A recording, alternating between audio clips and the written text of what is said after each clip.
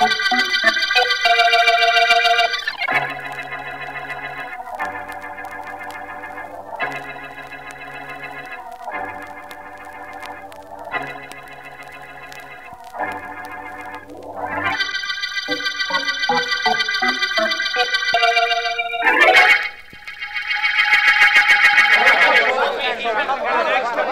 to me, men. Please, listen to me. I don't have to stand here on a street corner and talk to you. Nobody pays me to do it. Okay, then why do you do it? Because I'm a citizen. I'm a citizen the same as all of you, and I want you to know the same things I know about Jonathan Graves and his political gang who is trying to steal your votes. They're crooked men, completely crooked. They're in politics for their own personal good, not the good of the community. That's right. Now, be sure you remember that when you go to the polls election day. That's all I've got to say. Thanks for listening. Wait a minute, Masters. I want to talk to you. Oh, it's you, Graves. What could you have to say to me? That was quite a speech you made. Thank you. You seem to be able to influence people very nicely. Well, I read that book you've heard about. Don't get cute, Masters. You're a very honest, upstanding young fellow, and I'm sure we could use you in our organization. What you mean is you could use me so that I don't fight against your organization. That's your interpretation. Of course, there is an element of logic in it. The truth is that if you keep up these street corner talks, you're going to get a lot of people disliking us. That's the best news I've had all day. So long. Wait a minute, young fellow. Don't be in such a hurry to get away. It might be very valuable to you to stick around and listen a few minutes. I doubt it. The only thing I'd consider valuable would be if you and your crooked colleagues withdrew from the election. No, we can't do that, my boy. You know that. We've got too much at stake. It's cost us a lot of money to build up our candidates. We can't just withdraw them just like that. In that case, we've nothing to talk about. Oh, but we have. We have something to talk about that should be very near and dear to you. You. What about me? You have your choice at the moment, Masters. A choice of being a quite wealthy, silent young man. Or a very definitely dead one.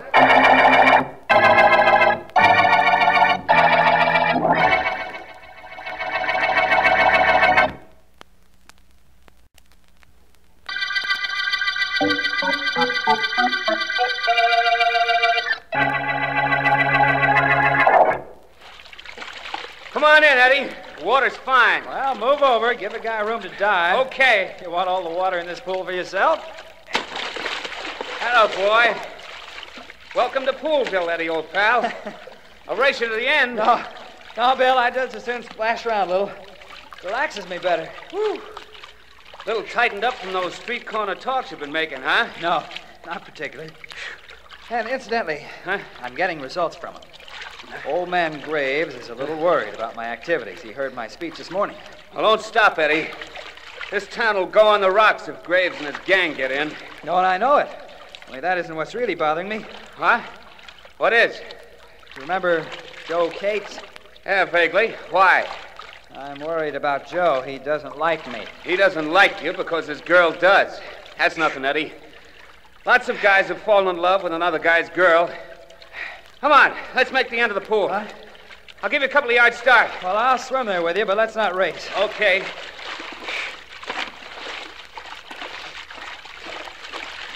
I'd rather talk. Look, talking and swimming aren't for me. Let's sit up the edge of the pool if you want to gab. Good enough.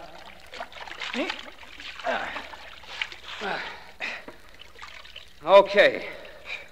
What's with this Joe Gates business? Well, he came to see me last night, Bill, and he warned me to stay away from Dorothy, or else. You think he was serious?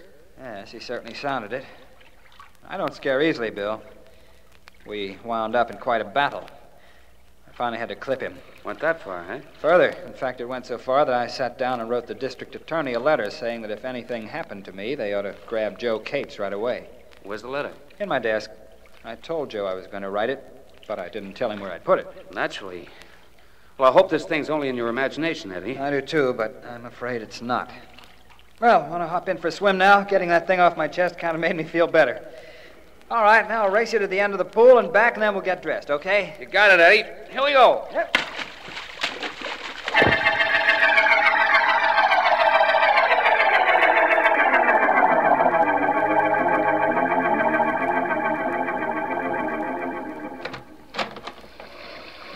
wow. Look at it come down, Eddie. Bad. I guess old Jew Pluvius didn't think we got wet enough in the pool. Probably. Lucky I don't live very far. Wait with me out here, and I'll get a cab and drop you off. No, by the time you get a cab, I'll be home in bed. All I have to do is walk to the corner, turn it, and I'm practically on my front doorstep. Lucky you. Yeah. Okay, Eddie, I'll be seeing you. And don't worry about Joe Cates. I'll try not to. Hope you get that cab in a hurry. Thanks. Night. Night.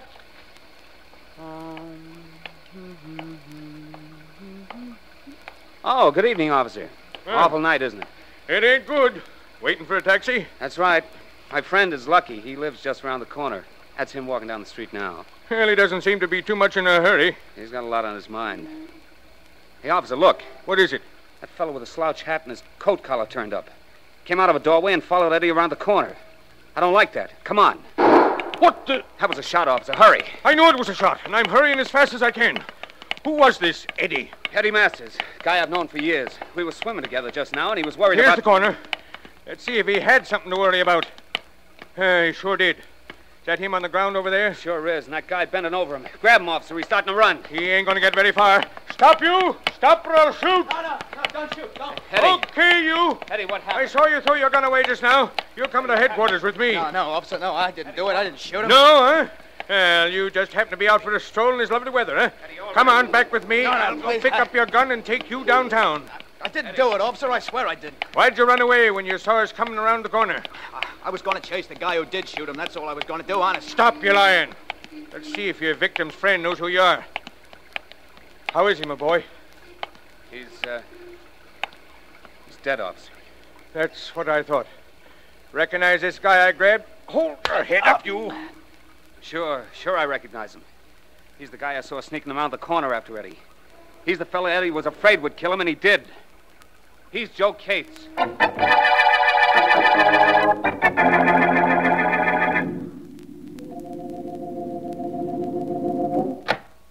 Hello, Miss Morgan. Oh, Mr. Vance, please come in. Thank you. Is Mr. Markham in? He's in his private office. He's been trying to reach you. Yes, I know. I phoned my office and they gave me the message. Is that you, Vance? That's right, Markham. Please come in here, will you, Vance? Well, the command of the district attorney permits no pleasantries between you and me, Miss Morgan. Excuse me. Of course. Hello, Markham. How are you, Vance? Fine, thank you. And you? I'm not sure. Sit down, won't you, Vance? Yes, thanks. I have something on my mind, something important. Of course. Does it have anything to do with the trial you're conducting? Everything. Vance, I left that courtroom today knowing definitely I can get a conviction in the state's case against Joe Cates. And that bothers you? Yes. Every bit of evidence points to Cates being the killer. Yet when we adjourned today, for the first time in my life, I was sorry that I'm the district attorney. Well, this sounds serious, Markham. Tell me about it. I'll tell you as much as I know. Joe Cates was picked up near the spot where Edward Masters was murdered, and we rushed the case to trial, as you know. Tell me the things I don't know, Markham. Perhaps that would be easier. All right. A witness, Bill Miller, saw this Joe Cates follow the victim around the corner. Then Miller and a policeman heard a shot and found Cates bending over Masters' body. The newspapers say Cates threw away his gun and started to run, but the policeman overtook and overpowered him. That's the way it happened, isn't it, Markham? Yes, and despite a letter in which Masters wrote he feared Cates, I'll tell you something, Vance. Cates denies shooting Masters, and I don't entirely disbelieve him. No? No, despite this letter the victim wrote naming Cates as the man who had threatened him. It seems there's rather a complete case against Mr. Cates, but you say you don't entirely disbelieve Cates' claim that he didn't kill Masters. Why? I don't know why. Call it a sixth sense, call it anything you like, but I don't think he did it. Everything points to him, and I'm sure I'll get a conviction when the case goes to the jury. But I don't believe he did it. Well, perhaps he didn't. Perhaps someone else did murder Mr. Masters. He had political enemies, I believe. Yes, but Vance, it's the ballistics report on the gun that the police officer picked up that proved our conclusive evidence against Cates. The officer saw him throw it away. And it's the murder gun, all right, a pearl-handled automatic, a .45. I know why you tried to reach me. As the district attorney, there isn't anything you can do to prevent Joe Cates from being convicted. But as a man, I'm sure he didn't murder Masters. And tomorrow I've got to put him on the stand and convince the jury that he's guilty. I know how you feel. Let me see. There are 3 reasons why Cates is believed guilty. The witness who saw him trail Masters around the corner, the letter written by Masters and indicting Cates, and Kate's gun, which the officer saw him throw away, and which has been proved to be the murder weapon. That's right. Combined, they form irrefutable testimony against Cates. But you're not too happy about the certain proof you have that Cates is a murderer. Definitely not. Only there isn't anything I can do about it. I don't like to see you unhappy, Markham. Maybe there's something I can do about it. I'll be at the trial tomorrow.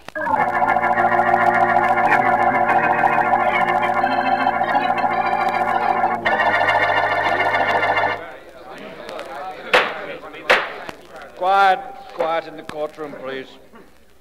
Continue with your interrogation of the witness, Mr. Defense Attorney. Thank you, Your Honor. First, I'd like him to identify this photograph. Excuse me. May I... Pardon me, please. I've saved this seat for you, Mr. Vance. Here. Thank you, Miss Morgan. Well, how is Mr. Markham doing? Wonderfully. He can't miss getting a conviction.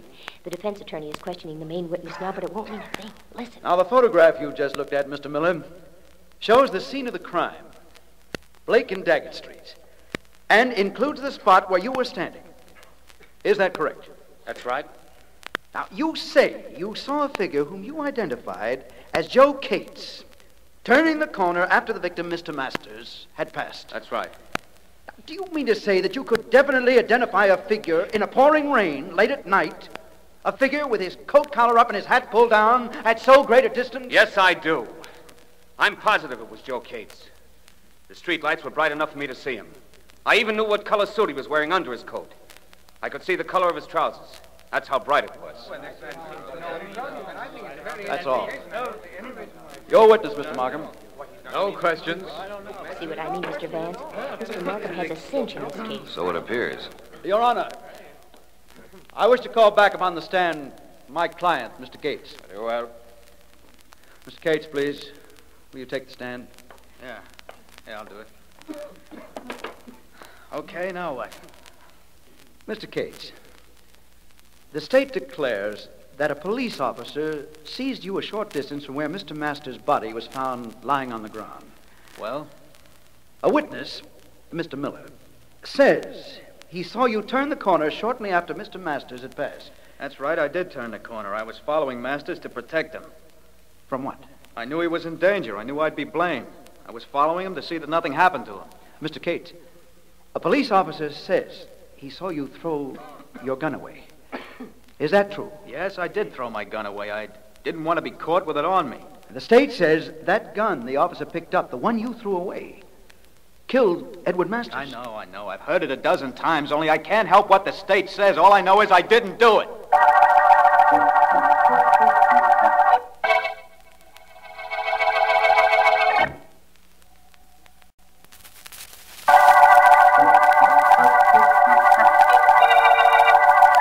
This is District Attorney Markham.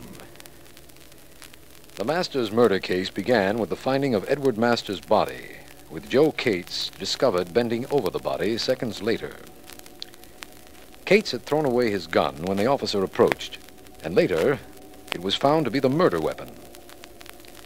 Cates is on trial, and I'm prosecuting him, but I have a strong feeling that despite the evidence, he is not the killer.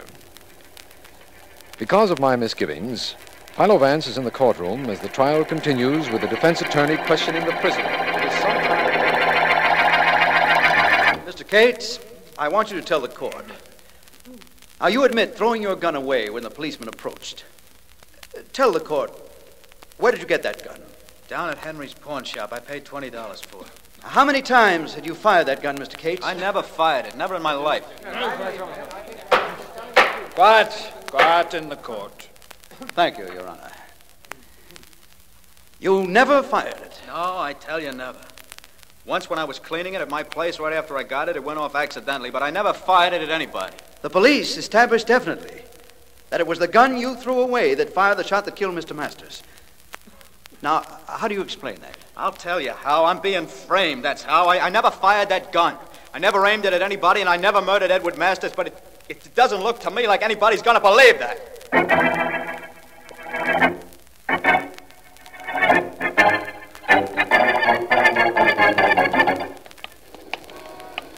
Well, this is Henry's pawn shop, Vance. Do I go in with you? No, Markham, please. I want to do this alone if you don't mind. Wait for me, will you? Of course. After the trial this afternoon, I don't mind being alone, believe me. The trial isn't over yet, Markham. Tomorrow's another day. And by tomorrow, we may have some hope for Cates. I hope so, Vance. I won't be long.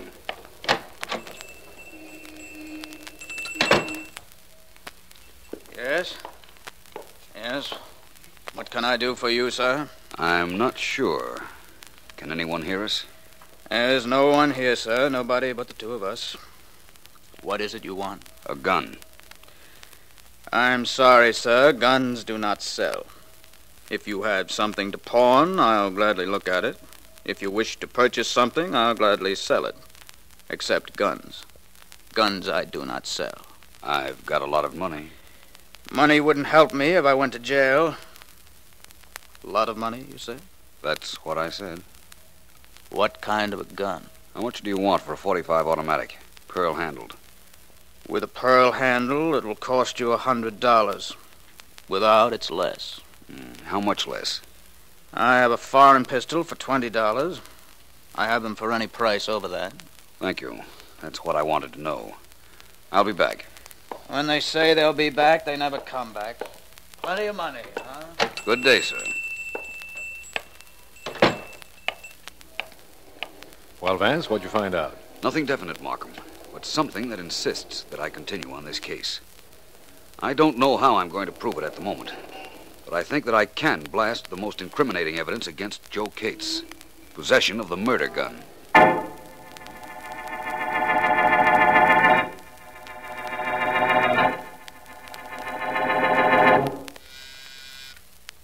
Yes, Miss Burke? There's a Mr. Akins to see you, sir. Who?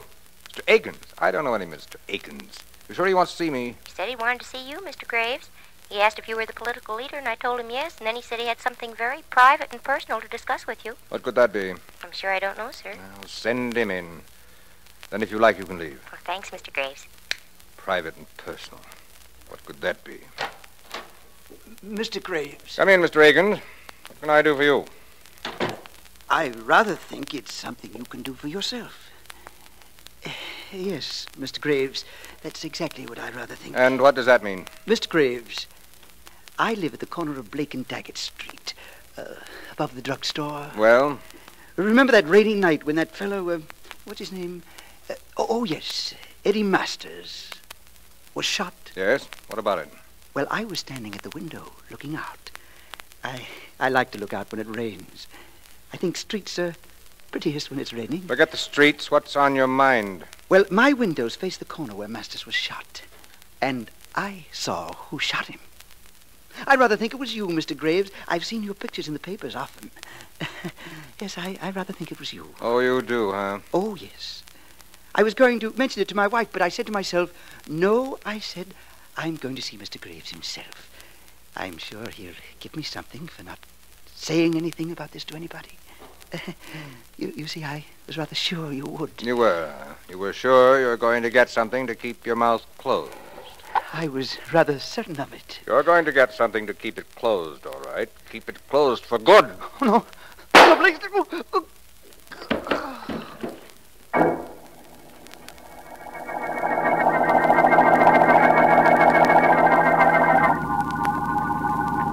This, Markham, will prove something to us or nothing, but it must be done. Granted, it must be, if you say so. But what is it, Vance? This is Joe Cates' apartment. He told the court from the witness stand that he had a gun and had fired a bullet from it accidentally the other day. Yes. The bullet apparently entered into the woodwork about here. I'm getting it out. And what do you want with that bullet, Vance? Support of a theory of mine, for one thing, Markham. Should we answer that, Vance? Why not? It's for you. For me?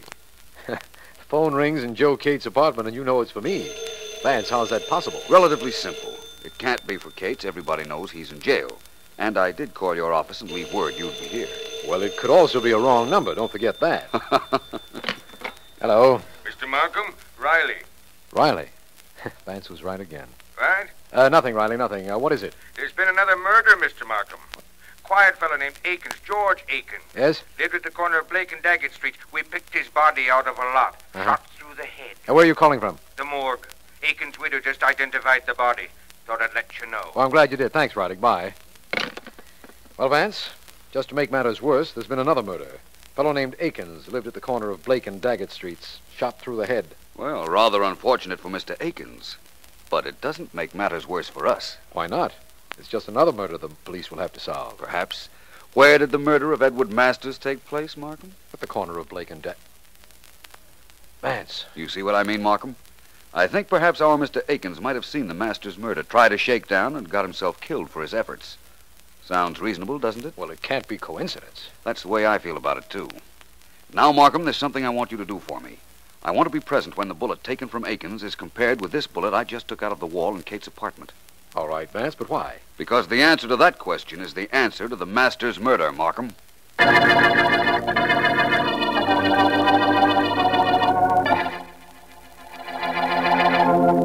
Okay, Mr. Vance, I've looked. No doubt about it. The two bullets are identical. Thanks, Riley. Satisfied, Markham? I'm completely satisfied that the bullet we took out of the wall in Kate's apartment came from the same gun as the bullet that killed Akins. But what does that prove? Everything. Everything to my satisfaction.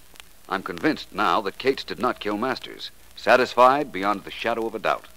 And I understand that Masters was particularly active against a political organization trying to get into power. That's right. He made street corner speeches against the organization every day. The head of that party is a Mr. Jonathan Graves, I believe. Yes. Get him in your office, Markham. I'm going to see Akins' widow. With half a break, we'll clear up this case in an hour.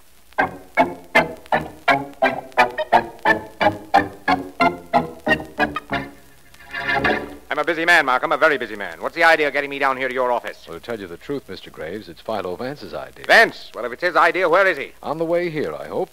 He went to see the widow of that fellow Akins, the one whose body the police picked up a little while ago. What's that got to do with me? I'm afraid Vance will have to tell you that when he gets here. I'm here to tell Mr. Graves right now. Thank you, Markham, for getting him here. If you're Vance, don't thank him for getting me here. Thank me for coming. My thanks to both of you. Mr. Graves, I've just come from seeing the widow of George Akins. So Markham was telling me. She told me a rather strange thing. She said that her husband was going to see you just before he was shot. Maybe he was. He never got to my office, though. That's still stranger. The young lady in your office told me that she showed Akins in to see you. That's the reason I was delayed, Markham. I saw both Mrs. Akins and Mr. Graves' office assistant. Okay, so he was in to see me. What about it? He left. I never saw him again. Mr. Graves, you made a terrible error, leaving your gun in your desk drawer. You don't trick me, Vance. I didn't leave it in any drawer. I've got it with me right here. Thank you. I'll just take it if you don't mind. Come now, Mr. Graves. You have no reason for not giving it to me, have you? No, of course I haven't. No, I won't do it. I won't give it to you. Oh, yes, you will. I'm taking it from you. Stop it, you breathe. There, you've got it now. What do you want it for? For a wonderful reason, Mr. Graves. It's undoubtedly the gun that killed Mr. Akins, for one thing. You think my gun killed Akins? No, but this is not your gun. I think your gun killed Edward Masters. It was Joe Cates' gun that killed Akins. But you fired both guns, Mr. Graves. Markham, when Cates' trial is resumed tomorrow, ask that the charge against him be dismissed and that Mr. Graves be held for Masters' murder.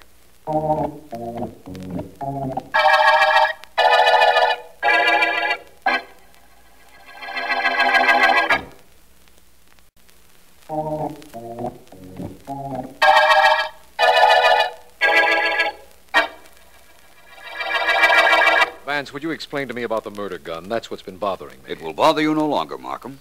The gun that killed Masters was a pearl-handled automatic, right? That's right. Cates' gun, the one that he bought from the pawnbroker, was a foreign pistol. Cates told me he paid $20 for his gun. You can't buy a pearl-handled automatic for $20. Oh, I see now. The police officer picked up the murder gun, all right, but it wasn't the gun Cates threw away. That the murderer himself came back to find after the crowd had dispersed. Give me that slowly, will you, Vance? Please? Certainly. Cates threw his gun away when the policeman arrived. Yes. The murderer, Graves, saw him do it. Uh-huh. Graves had previously thrown his gun away when he was running with Cates after him. Oh, I see now. Graves came back to pick up Cates' gun and keep it. Keep it until he had to use it to kill Mr. Akins. Uh-huh. Apparently, my idea as to why Akins was killed was correct. He saw Graves kill Masters. I don't see why Graves didn't get rid of Cates' gun after he picked it up. No reason for him to, Markham. That gun hadn't killed anyone until he himself used it on Akins. Then he didn't dare get rid of it because if it were ever proven that it was Cates' gun, Cates would be absolved of the murder of Masters and the real murderer sought. This has really been a beauty, hasn't it, Vance? Every possible element seemed to point to Cates as Masters' killer. But you found a way of breaking all of them down. Well, Markham, I was glad to do it for a number of reasons. One of them is that all this publicity after Graves' indictment will mean that his crooked political machine will be at an end. That's quite a coincidence, Vance. Yes, the end of the machine and, of course, the end of the Master's murder case.